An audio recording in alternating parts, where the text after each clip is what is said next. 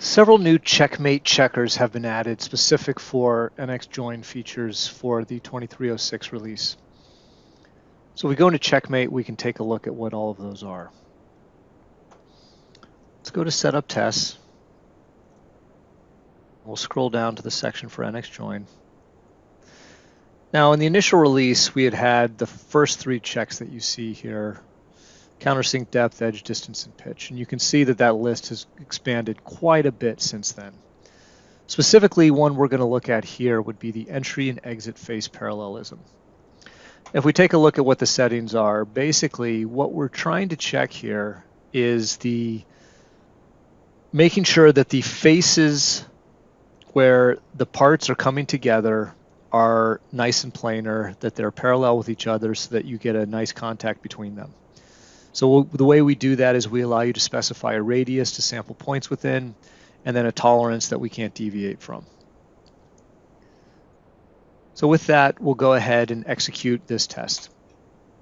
Meanwhile, I can tell you a little bit about some of these others. We've added a lot of the standard ones that people are looking for when they're trying to define point-based joining things, such as do I have 2 points in the same location? Face planarity, making sure that you have a nice contact surface on the entry and the exit, which is a little bit different than checking the two faces that are intersecting. We can look for gaps in the stack up that are greater than a certain value. Making sure that you haven't violated your edge distance.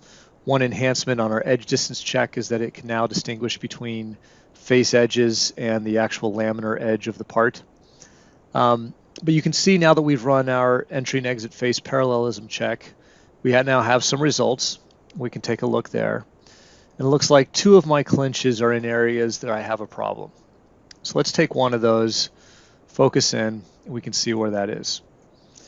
And if we spin around, you can see that we have something that's in a pretty funky area. We've got a lot of a major bend here, and that's led to us having parts that aren't going to have quite great contact between them.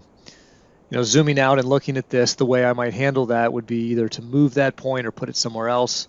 In this case, most likely, if I felt that I had enough contact throughout that joint, then I could just go ahead and maybe get rid of the ones that are causing problems.